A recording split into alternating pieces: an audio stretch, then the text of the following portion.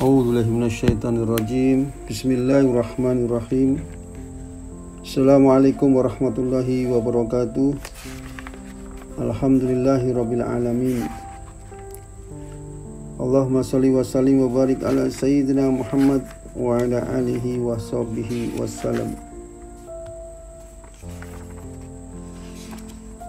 Kesempatan hari ini kita akan menarasikan kembali dari tokoh kita, yaitu Abdurrahman Ad-Dakhil, atau dengan sebutan Sang Raja Wali Quraisy, yang termuat dalam buku karangan Abdul Mun'im Al-Hashimi, Para Penakluk, dengan judul bahasa Indonesia Para Penakluk, yang diterjemahkan oleh yang telah kita sebut terdahulu. Penerbitnya adalah penerbit Akbar. Kita mulai dari Abdurrahman Ad-Dakhil, Sang Raja Wali Quraisy. Beliau hidup di tahun 113 Hijriah sampai dengan 172 Hijriah, atau 731 Masehi sampai dengan 787 Masehi. Mungkin saja kita pernah mendengar nama Sang Raja Wali itu, tapi belum tahu banyak tentang dirinya. Mungkin pula belum pernah terdengar sepanjang catatan sejarah Islam, dari segala masa dan zona, sesosok pribadi yang kuat namun rendah hati, tangguh jiwanya di tengah kehidupan yang gemerlap sekaligus tragis sebagaimana Sang Raja Wali Quraisy dari Bani Umayyah ini. Tahukah Anda siapakah ini? Siapakah dia? Dialah Abdurrahman bin Muawiyah bin Hisam bin Abdul Malik Al-Umawi, sang pendiri dinasti Umayyah di Andalusia. Abdurrahman bin Muawiyah hadir di pentas sejarah dari ketiadaan setelah terjadi kudeta militer terhadap kekuasaan keluarga besar dia, klan Umayyah, secara tiba-tiba. Daulah Umayyah yang ada di wilayah timur, sekarang Syam dan Syria, turut hancur oleh serangan kaum pemberontak dari Bani Abbasiyah. Dia adalah salah satu dari sedikit orang yang selamat dari prahara pertikaian itu, sebuah prahara yang berimbas pada sebagian besar masyarakat sipil yang disertai dengan pengusiran berdarah secara masif. Sebuah peristiwa yang langka terjadi sepanjang sejarah Islam. Kisah penyelamatan diri yang dilakukan oleh Abdurrahman dari timur ke barat dengan segenap peristiwa tragis yang menyertainya membuat kita berdecak kagum dan bersimpati. Kematian senantiasa mengintai di setiap detik. Bayangan akan penahanan dirinya selalu menghiasi tidur. Namun semua rintangan itu dapat dilaluinya. Sebuah perjalanan penuh perjuangan dari Syam menuju Maroko. Usaha melarikan diri yang dia lakukan demi menyelamatkan diri dari cengkeraman pasukan Abbasiyah membuat kita tercengang. Ya, sebuah kisah yang sangat menakjubkan. Kita bisa lihat dari penuturan dia tentang bagaimana peristiwa tragis itu terjadi. Suatu hari, di sebuah desa aku sedang berdiam di dalam rumah karena sakit mata yang kuderita. Dan Sulaiman, anak pertamaku, sedang bermain-main di depanku ketika peristiwa itu terjadi. Umurnya kira-kira 4 tahunan. Tiba-tiba ia masuk ke rumah dengan pucat pasi penuh ketakutan dan menangis. Sekonyong-konyong menghambur ke dalam pelukanku. Ku coba untuk melepaskan pelukannya, namun ia bertambah erat memelukku. Ya, begitulah ekspresi seorang anak yang sedang dihantui ketakutan. Lantas aku pun melangkah keluar untuk melihat apa yang sedang terjadi. Sungguh peristiwa menakutkan telah terjadi. Kusaksikan bendera-bendera berwarna hitam telah terpancang, sedangkan adikku yang ketika itu masih kecil dengan serta-merta berlari dan menyelamatkan diri. Lari, lari, lari, teriaknya. Itulah bendera-bendera pasukan Abbasiyah. Segera aku menyambar uang sebeberapa dinar, serasa berusaha menyelamatkan diri bersama anak dan adikku. Ku beritahukan kepada saudara-saudara perempuanku kemana aku akan menuju, dan aku perintahkan kepada mereka untuk menyusulku bersama dengan seorang budak yang aku miliki, Badr, untuk menemani mereka. Lantas aku pun keluar dan bersembunyi di suatu tempat yang agak jauh dari desa tersebut. Tak berapa lama, Satu kompi pasukan berkuda mengelilingi rumahku, namun tidak menemukan siapapun. Aku pun terus berlalu hingga Badr menyusulku. Aku berusaha menemui salah seorang kenalan di pinggiran sungai Efrat. Aku akan meminta kepadanya membelakangi binatang untuk kendaraan. Aku meminta kepadanya membelikan binatang untuk kendaraan beserta perbekalan yang akan kami butuhkan dalam perjalanan panjang ini. Tidak ada yang kutakuti ketika itu selain pasukan berkuda yang terus mengejar kami. Maka dengan sekuat tenaga kami berusaha melarikan diri hingga sampailah kami di sungai Efrat. Secepat kilat kami melompat ke sungai. Mereka berteriak memanggil kami dari arah tepi sungai. Kembalilah kalian, maka kalian akan selamat. Kami berenang dan terus berenang. Aku mencoba menguatkan diri hingga sampailah kami di pertengahan sungai. Tak disangka adikku mendengar apa yang mereka serukan, dan dia merasa senang sekaligus terkejut. Ia mengharap aku menoleh ke arahnya, mendukungnya. Aku tahu persis mereka cuma berusaha memperdaya kami, dan aku pun berteriak memanggil adikku, "Saudaraku, kemarilah, cepat kemari, engkau akan dibunuh." Namun ia tak lagi mendengarkan. Ia terpedaya oleh janji manis jaminan keselamatan atas dirinya. Ia juga takut tenggelam. Dengan segera adikku berbalik arah kembali pada mereka, sedang aku berhasil menyeberangi sungai dengan berenang. Sebagian dari mereka berusaha menceburkan diri ke sungai untuk mengejarku, akan tetapi sebagian lagi melarang. Hingga pada akhirnya mereka tidak melanjutkan langkah untuk mengejarku. Tidak cukup sampai di situ, selanjutnya mereka melihatkan adikku yang kembali karena janji keamanan atas dirinya dalam tawanannya. Dengan serta-merta mereka memenggal kepala adikku. Tragis, di depan mataku mereka berlalu dengan membawa kepala adikku. Saat itu ia baru berusia 13 tahun. Aku pun harus menahan beban berat di hati dan kesedihan yang mendalam atas kematiannya. Ketakutan pun selalu menghantuiku, hingga aku merasa menjadi seekor burung yang terbang mencari tempat untuk berpijak. Akhirnya aku bersembunyi di semak belukar, berlindung di baliknya. Harapan terasa pupus sudah. Selanjutnya aku mulai berjalan menuju Maroko hingga sampai ke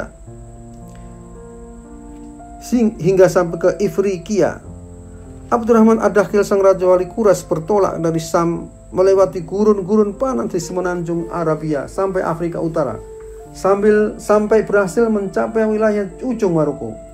Untuk mencapai tempat itu, dia harus melintasi berbagai wilayah, di antaranya Palestina, Mesir, Barqa, sekarang Libya, dan wilayah Maroko bagian tengah.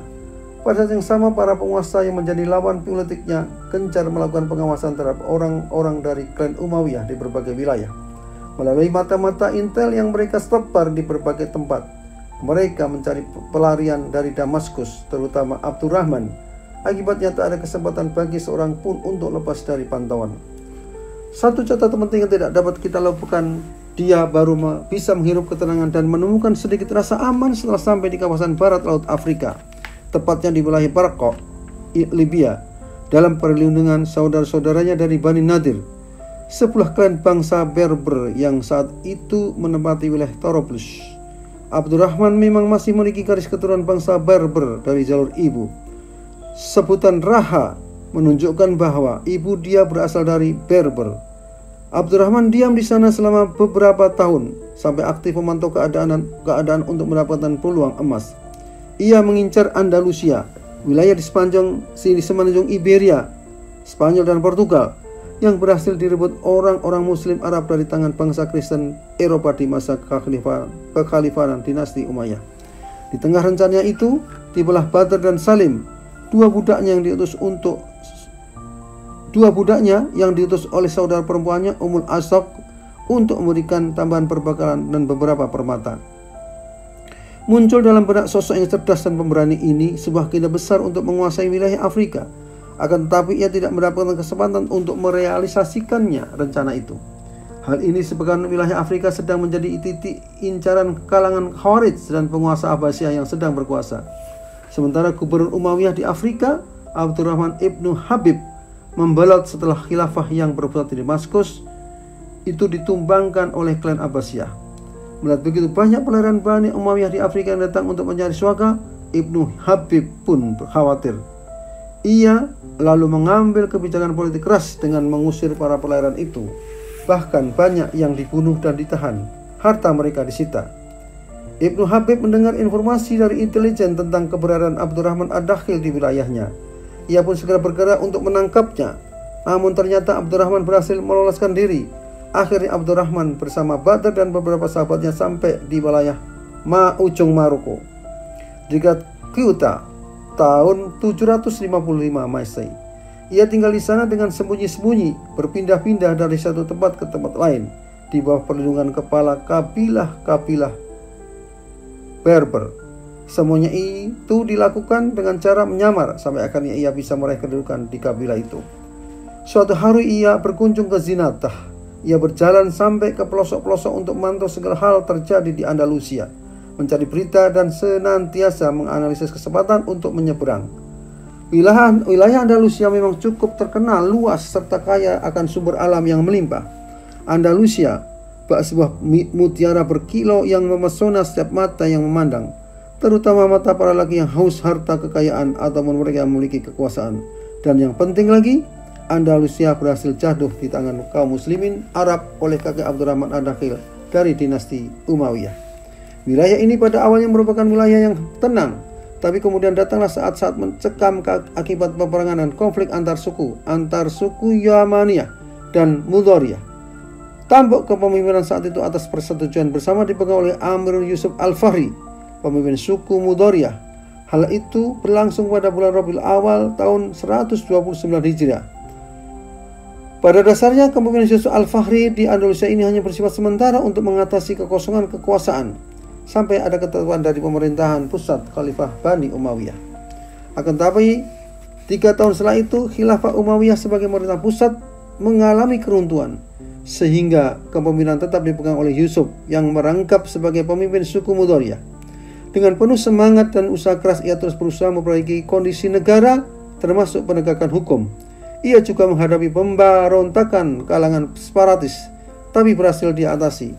Dalam waktu cukup lama kekuasaannya di wilayah yang agung itu mampu berdiri kokoh. Akan tapi ia tidak menyadari bahwa ada yang sedang mengancam kekuasaannya. Ada pihak luar yang ingin merang dan mengancam semua program-programnya. Dialah Abdurrahman Al-Umawi yang senantiasa memantau dan mempelajari banyak hal terjadi di Andalusia. Meski saat itu ia masih berada di benua seberang di Maroko, dia memperhatikan semua perkembangan, termasuk konflik dan perselisihan kepemimpinan, serta berkobarnya api pemberontakan yang terus menyala. Ia pun tahu situasi ini sangat mendukung untuk merealisasikan agendanya. Tanda-tanda telah tampak jelas baginya. Kondisi dan situasi yang terjadi di Andalusia itu membuka peluang lebar bagi agenda Abdurrahman.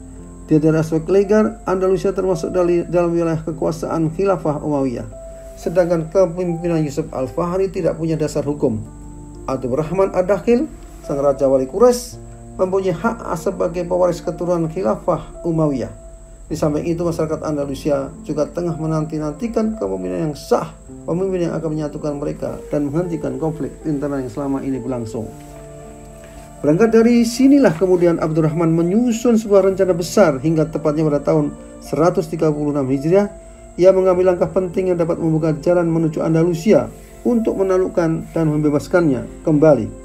Kemudian ia menegakkan negara yang kuat bagi umat Islam. Menyeberang ke Andalusia. Di akhir tahun 136 Hijriah tahun 753 Masehi, Abdurrahman mengambil langkah strategis. Ia mengutus budaknya Badr berangkat menuju Andalusia dengan tujuan menyelami seluruh keadaan di negara itu, sekaligus juga memantau berbagai peristiwa yang terjadi di sana. Selain tugas-tugas di atas, Badr juga diberi kepercayaan mengkampanyekan agenda Abdurrahman Ad-Dakhil ke kalangan pendukung Bani Umayyah dan penduduk Syam. Maka Badr pun memilih kawasan pantai Al-Munechar antara Grenada dan Malaga sebagai persinggahannya, tempat yang selama ini dijadikan basis orang-orang Syam di sana. Dan di sana pula keluarga besar Bani Umayyah berkumpul. Pada saat itu, kepemimpinan orang-orang Umayyah dan Syam dikendalikan oleh 2 orang, yaitu Abu Usman Ubaidillah bin Usman dan kerabatnya Abdullah bin Khalid. Maka terjadilah pertemuan antara Badr dengan Abu Usman dan disampaikannya surat Abdurrahman. Surat itu berisi pesan-pesan untuk memberikan dukungan kepada Abdurrahman dan ikut mengkampanyekan apa yang telah menjadi agendanya. Gayo pun bersambut Abu Utsman menerima ajakan dan seruan itu. Ia lalu mengutus Abdullah untuk berkampanye di kawasan Malaka. Selain itu, ia juga mengutus kepada kedua asistennya untuk bergerak di seluruh pelosok Andalusia mencari dukungan bagi Abdurrahman. Selanjutnya, Badr kembali menemui Abdurrahman dengan menggunakan kendaraan khusus yang telah disiapkan oleh Abu Utsman. Turut serta dalam perjalanan beberapa pendukung Bani Umayyah. Disampaikannya laporan hasil perjalanan itu yang dilakukan di Andalusia, namun jelas ekspresi kebahagiaan di wajah Abdurrahman. Dengan segera Abdurrahman Ad-Dakhil bertolak bersama mereka menyeberangi lautan menuju Andalusia, kemudian mendarat di pantai Al-Munejar di bulan Rabiul Tsani 138 Hijriah, bertepatan dengan September tahun 755 Masehi. Dipilihnya di sela-sela jalan kecil untuk berlabuh. Abdurrahman pun disambut oleh Abu Utsman yang kemudian menunjukkan suatu tempat yang telah disediakan untuk dia di Tarsi, sebuah desa yang dikelilingi benteng terletak di sebelah barat jalan dekat dengan laut. Di sana Abdurrahman tinggal sekaligus mengatur seluruh agenda dan semua langkah yang akan diambil. Di waktu yang sama, Amir Andalusia Yusuf Al-Fahri baru saja bertolak bersama para tentaranya meninggalkan kota Zaragoza setelah mereka berhasil mengatasi gerakan pemberontakan di wilayah tersebut.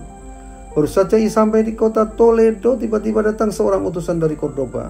Mulai adanya Abdurrahman, sang utusan tersebut mengabarkan tentang kehadiran seorang pemuda keturunan klan Umayyah. Demikian juga perihal dukungan atas pemuda itu yang telah meluas di seluruh wilayah Andalusia bagian selatan. Rasa takut pun menghantui Yusuf, hingga akhirnya berita tersebut tersebar di seluruh kalangan prajurit dan menimbulkan kekacauan di antara mereka. Pertanda buruk semakin menyebar, segera Yusuf mencepat langkah agar kembali sampai ke Toledo. Ia bersama gubernurnya Sumail bin Hatim, partnernya dalam menggerakkan roda kepemimpinan suku Mudhariyah, mendiskusikan solusi terbaik untuk mengatasi ancaman baru yang mulai mengintai. Sedangkan pada saat itu pula, propaganda yang dilancarkan oleh pihak Umayyah sudah menyebar ke seluruh wilayah Andalusia. Demikian juga beberapa pemimpin kabilah dan wilayah yang telah berafiliasi pada Abdurrahman Ad-Dakhil. Di samping itu, untuk mempersiapkan pertempuran, Abu Utsman dan Abdullah bin Khalid berhasil menggalang kekuatan dalam jumlah yang besar yang terdiri dari orang-orang Umayyah dan Sam. Akhirnya, Yusuf dan Sumail mengambil langkah untuk kembali ke Cordoba. Sumail merekomendasikan pada Yusuf untuk mengambil hati Abdurrahman Ad-Dakhil serta bersikap lembut kepadanya, juga memperdayainya dan dengan menjadikannya menantu. Kemudian Yusuf yang saat itu masih berada di Tarsi mengirim utusan kepada Abdurrahman untuk menawarkan putrinya sebagai istri. Ditetapkan pula padanya bagian wilayah Bir'ah dan Royah. Beragam hadiah berupa harta benda dipersembahkan untuknya. Bersama dengan itu, ia menyertakan sebuah tulisan panjang berupa ajakan untuk berdamai. Akan tetapi itu semua tidak membuat Abdurrahman berpaling dari segala agenda besarnya. Ia tidak bisa diperdaya oleh beragam janji dan tawaran Yusuf. Dengan tegas ia menolak itu semua, karena pada dasarnya keinginannya jauh melebihi apapun yang ditawarkan Yusuf. Satu yang menjadi impiannya, kekuasaan total atas Andalusia. Kini tak ada lagi yang dapat dilakukan kedua belah pihak selain bersiap-siap untuk melakukan langkah militer untuk menentukan siapa yang akan menjadi pemenang. Dalam hal ini, Abdurrahman cukup yakin dengan keberhasilan propaganda yang disebarkannya di seluruh belahan Andalusia sehingga jumlah pendukungnya cukup besar. Pagi-pagi dia pun memulai bergerak dari Tarsi menuju Sevilla. Para birokrat di wilayah itu pun secara terbuka menyatakan berpihak pada Abdurrahman Ad-Dakhil. Di wilayah Sevilla saja, kekuatan militer yang mendukungnya mencapai 3.000 tentara berkuda. Dukungan atas terus berdatangan dari berbagai penjuru baik dari Mudhariyah, Yamaniyah maupun para pendatang yang berasal dari Sam. Maka sampailah Abdurrahman pada titik terakhir persiapan untuk menaklukkan Yusuf Al-Fahri. Awal bulan Zulhijjah 138 Hijriah atau permulaan tahun 756, Abdurrahman mulai bergerak menuju Cordoba. Di pihak lain, Yusuf dan Sumail telah bersiap siaga dengan seluruh bala tentara yang sebagian besar berasal dari Klan Fahriyah dan Qaisyah. Tapi realitas lapangan menunjukkan angkatan militer Yusuf tampak lemah. Ia banyak kehilangan bala tentara, terutama setelah propaganda gencar yang dilancarkan Abdurrahman, sang Raja Wali Quraisy. Mereka tampak semakin lemah dan terpecah belah, namun sudah tidak ada jalan lagi bagi mereka selain harus meleburkan diri dalam peperangan. Yusuf Al-Fahri bersama segenap armada militernya bertolak dari sebelah barat Cordoba menuju Medan Laga.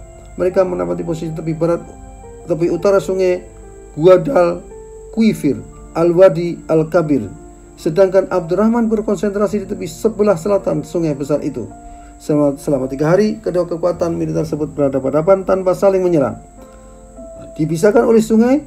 Hari keempat, Kamis 9 Zulhijjah, air sungai mulai surut. Beberapa bagian sungai malah sudah mengering. Maka bersiap-siaplah masing-masing kubu untuk melakukan langkah militer.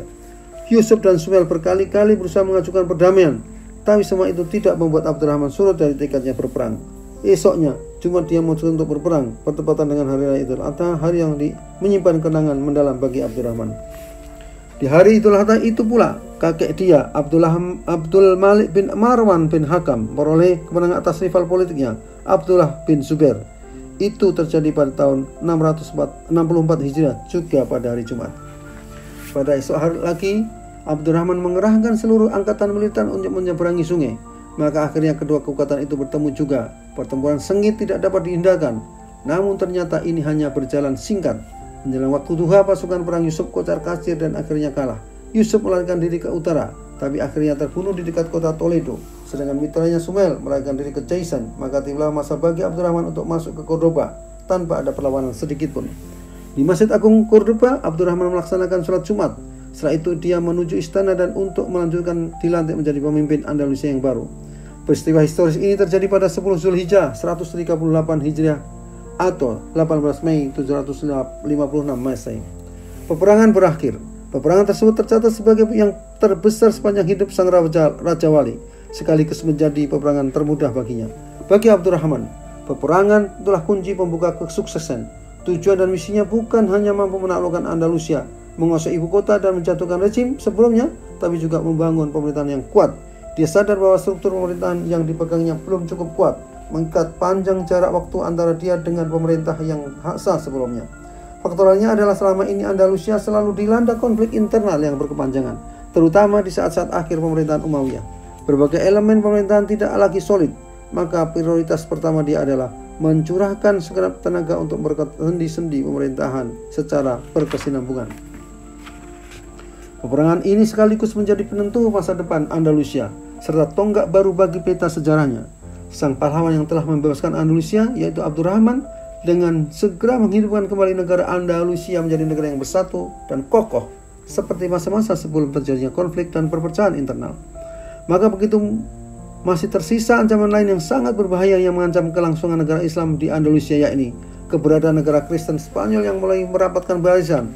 Mereka sukses membentuk pemerintahan baru di wilayah utara Iberia. Yang tidak kalah berbahayanya adalah eksistensi negara Franka yang kuat. Maka mereka berhasil mengambil kesempatan semasa konflik internal di negara Islam Andalusia untuk mencabut sebagian tanah kekuasaan pemerintahan Islam, tepatnya di belakang pegunungan Pyrenees. Pada saat itu orang-orang Kristen di selatan dan orang-orang Eropa senantiasa menanti kesempatan di Andalusia. Mereka selalu mencermati konflik internal dan titik lemahnya dan mencari kesempatan untuk bertindak. Mereka berusaha intensif menjalin hubungan dengan kalangan pemberontak. Kaum pemberontak diberi saran dan bantuan, tapi pada dasarnya mereka dijadikan alat untuk merealisasikan agenda mereka untuk memecah belah kekuatan Islam, lalu kemudian merebut sebagian wilayahnya. Masalah ini menjadi agenda pertama Abdurrahman. Pada saat berhasil meraih kemenangan dalam peperangan, umur dia belum genap 26 tahun. Sebagai sosok yang memiliki prinsip, aneka permasalahan yang terjadi tidak membuat dirinya menyerah dan kehilangan semangat. Dengan kecerdasan yang dimilikinya serta tekad dan kemauan yang membaca, ia pun berhasil menaklukkan beragam bahaya yang mengancam. Dengan kekuatan tangannya, dia mengarahkan masa depan Andalusia, menghidupkan kembali dinasti keluarganya yang telah terpecah belah hingga mampu bertahan dan jaya selama lebih dari 2 abad. Di samping harus menghadapi peperangan dengan kelompok separatis dari dalam negeri, Abdurrahman juga menghadapi ancaman dari kerajaan besar dan kecil orang kulit putih Eropa yang berkuasa di bagian utara. Penguasa Eropa terbesar saat itu adalah Charlie Magny atau Karel dari Kekaisaran Franka yang tengah dimintai bantuan kaum separatis Muslim yang berontak di Andalusia Utara. Kelompok separatis ini dipimpin oleh Gubernur Barcelona yang tidak lain adalah Penato Yusuf Alfari yang sudah terbunuh. Awalnya koalisi ini berhasil mengambil alih kekuasaan di Barcelona, Zaragoza dan sekitarnya. Namun kemudian terjadi perselisihan antara pemberontak di Andalusia itu dengan Charlie Magny, hingga pada akhirnya kaum pemberontak berbalik melawan para tentara Franka. Kekalahan harus diterima Kaisar. Sebuah tempat yang terkenal dengan nama Ceswi jatuh di tangan kaum muslimin dan sekutu mereka, kaum Basques.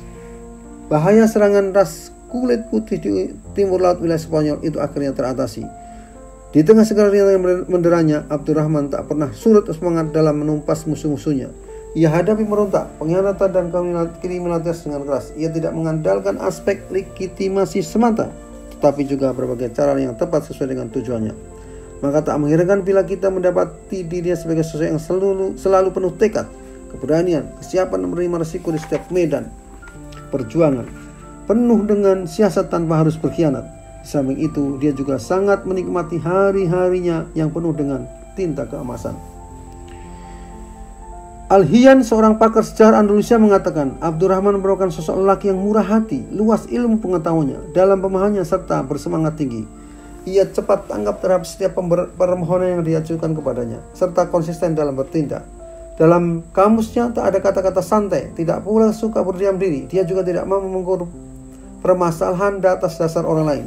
Dia bukan orang yang egois dalam menentukan pandangannya. Ia adalah sosok pribadi yang pemberani, memiliki cara pandang yang mendalam, juga kehati-hatian yang besar.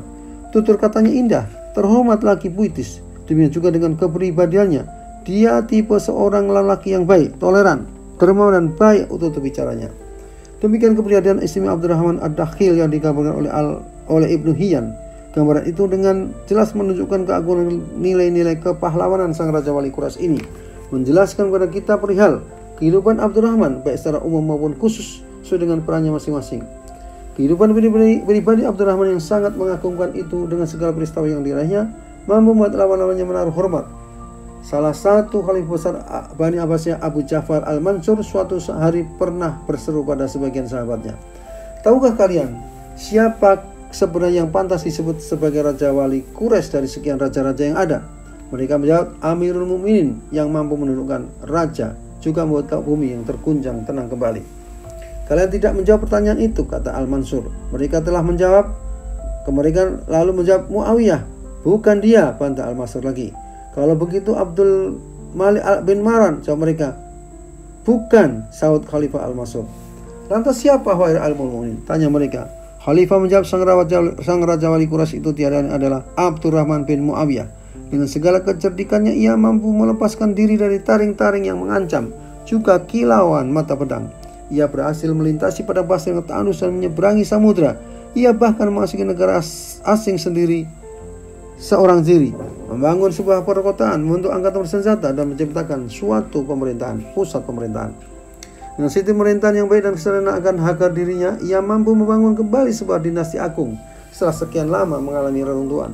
Sesungguhnya kebangkitan yang sebelumnya diupayakan oleh Muawiyah masih menggunakan sarana yang dihasilkan oleh Umar bin Khattab radhiyallahu anhu dan Utsman bin Affan, sehingga ia bisa mengatasi kerintangannya. Sedangkan Abdullah bin Marwan dengan diangkat sebagai khalifah, ia memperoleh legalitas kedudukan Amirul Mukminin, pun mengerahkan kekuasaan dan pendukungnya. Tetapi Abdurrahman sungguh berbeda. Ia melakukannya sendirian, memupuk idealisme berbekal tekad. Ia hidupkan kembali negara Andalusia, membuka setiap peluang, menumpas siapa yang berani mengkhianat. Para diktator pun dibuatnya tak berdaya. Demikianlah kisah sang Raja Wali Quraisy, kisah hidup seorang pemuda yang terbuang sebatang kara tanpa penolong dan teman. Ia berangkat dari suatu daerah yang berada di belakang dataran tandus yang luas, lalu menaklukkan sebuah wilayah nan indah, luas dan megah, dengan menggunakan panglima dengan sikap segenap angkatan militernya. Ia mampu menaklukkan penguasa wilayah itu meski harus melalui peperangan berat. Dia berhasil membangun sebuah imperium raksasa di atas potongan gunung berapi pemberontakan, konfederasi, perlawanan yang senantiasa menyala-nyala. Lantas, ia pun berusaha memperkokoh basis struktur pemerintahannya. Kehadiran dirinya sebagai raja menjadi titik awal kebangkitan dinasti klannya, Umayyah, dan meneruskan kejayaannya. Akhirnya ia mampu mengantarkan Andalusia pada keadaan yang belum pernah ada sebelumnya, Andalusia yang tenang, damai dan makmur. Abdurrahman sang Raja Wali Quraisy selalu memfokuskan perhatian pada ibu kota baru pemerintahan Umayyah, Cordoba, dan menggantikan Damaskus. Benteng-benteng dibangun, dihiasi aneka bangunan megah dan taman-taman yang mempesona siapapun yang menantangnya. Istana lama yang sudah ada untuk menjalankan pemerintahan direnovasi dengan gaya arsitektur lama dan sederhana. Abdurrahman ingin menciptakan tatanan kota pemerintahan yang modern sesuai dengan kemodernan dinastinya. Di samping itu, untuk menghadirkan kembali kenangannya pada kemegahan dinasti Bani Umayyah di timur, Maka dibangunlah sebuah istana yang megah di wilayah sebelah barat daya kota Cordoba. Istana megah yang dikelilingi taman-taman indah mempesona. Berbagai macam tanaman didatangkan dari Syam dan Afrika. Tatanan kota modern itu kemudian dikenal dengan nama Kota Megah. Ini untuk mengabadikan kenangan akan kemegahan kota yang pernah didirikan oleh mendiang kakeknya Hisam bin Malik di Syam.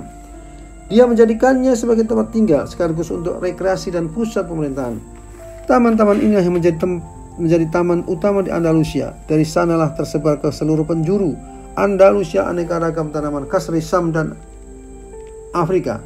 Sampai sekarang pun seluruh bangunan itu masih berdiri kokoh dan megah di Cordoba dan masih gaya arsitektur digagas Abdurrahman. Di antara peninggalan Abdurrahman yang sampai sekarang masih ada adalah Masjid Agung Cordoba. Masjid itu senantiasa dipegangi generasi Abdurrahman secara turun-temurun. Masjid Cordoba merupakan masjid jami terbesar yang ada di wilayah kekuasaan Islam di bagian barat. Masjid itu membawa simbol abadi keagungan seni arsitektur Andalusia. Meski masih keturunan Bani Umayyah, Abdurrahman bin Muawiyah sang raja wali Quraisy ini tidak lantas menyandangkan untuk dirinya gelar kerajaan baru. Menurut satu riwayat, kadang-kadang dia menggunakan gelar Amir, tapi kadang pula ia menggunakan gelar Imam untuk panggilan dirinya. Selain itu, dia juga digelari sebagai Sahib Andalusia, pemilik Andalusia. Namun sebutan yang lebih terkenal untuk dia adalah Abdurrahman Ad-Dakhil, karena dia adalah pemimpin dan birokrat pemerintah Bani Umayyah pertama yang menguasai wilayah Andalusia. Dia juga dikenal dengan nama Abdurrahman I, karena dialah Abdurrahman pertama dari ketiga pemimpin Andalusia yang sama-sama bernama Abdurrahman. Mereka adalah Abdurrahman Ad-Dakhil, Abdurrahman Al-Ausad bin Hakam, dan Abdurrahman An-Nasir. Abdurrahman adalah pribadi yang terbuka, sederhana dan rendah hati, suka mengenakan pakaian berwarna putih dan mengenakannya tatkala ia sedang keliling di malam hari. Ia turut melaksanakan sholat bersama masyarakat pada hari Jumat dan hari raya, melayat jenazah sekaligus mensolatkannya, mengunjungi orang yang sakit. Dia juga rajin mengunjungi warganya dengan berdialog dengan mereka. Ini semua tidak berubah hingga menjelang masa-masa akhir pemerintahannya. Perubahan dia lakukan atas saran orang-orang terdekatnya demi menjaga kehormatan seorang raja, di samping untuk hati-hatian demi keselamatan diri. Pada cincinnya terukir tulisan Abdurrahman bi qadaillahi raddin. Abdurrahman ridho atas segala ketetapan Allah SWT. Billahi yasiku Abdurrahman wa yahtasim. Kepada Allah lah Abdurrahman berserah diri dan berlindung. Ini menandakan rasa tawadhu yang luar biasa dalam dirinya. Itulah sebabnya dia tidak menggunakan gelar Al-Musaffar, Al-Muzaffar, An-Nasir ataupun Al-Mansur dan sejenisnya. Sisi lain pada dia Abdurrahman adalah dia seorang intelek sastrawan dan memiliki kemampuan menciptakan syair dengan baik. Dia adalah pengarang yang fasih dan memiliki kedalaman pada setiap karyanya. Ia juga mengerti ilmu syar'i. Ada sebuah puisi yang pernah dia dendangkan yang merupakan ekspresi kerinduannya pada tanah kelahirannya Syam. Wahai sang pengembara yang bertandang di negeri ini, datang untuk membawa pesan salam dari seseorang. Datang untuk membawa pesan salam dari seberang. Sungguh tubuh ini sebagaimana dikau tahu ada pada suatu tempat, sedangkan jiwaku di tempat yang lain. Pernah suatu ketika dia menggunakan puisi mengenai bangunan taman yang ia miliki. Dalam puisi itu ia bercerita tentang sebatang anak pohon kurma yang masih kecil. Tampak kulihat sebatang pohon kurma di taman ini. Nan jauh ada di negeri seberang. Dalam keterasingan dan jauh beda dengan diri ini, terbentang jarak nan jauh dengan sanak keluarga. Di generasi engkau tumbuh berkembang. Demikian juga yang terjadi pada hari ini, air hujan turun menghapus dahaga, membuat ikan-ikan itu terbercurah air mata karena rintihan derita. Demikianlah gambaran kehidupan Abdurrahman Ad-Dakhil, sang raja wali Quraisy. Perjalanan hidupnya yang cemerlang dan gemilang mampu membuat kita berdecak kagum. Kita juga merasakan butiran-butiran cinta. Semoga Allah SWT merahmati Abdurrahman sang raja wali Quraisy, sosok yang menjadi kebanggaan umat Islam di Andalusia. Wa'afu minkum, semoga bermanfaat. Assalamualaikum warahmatullahi wabarakatuh.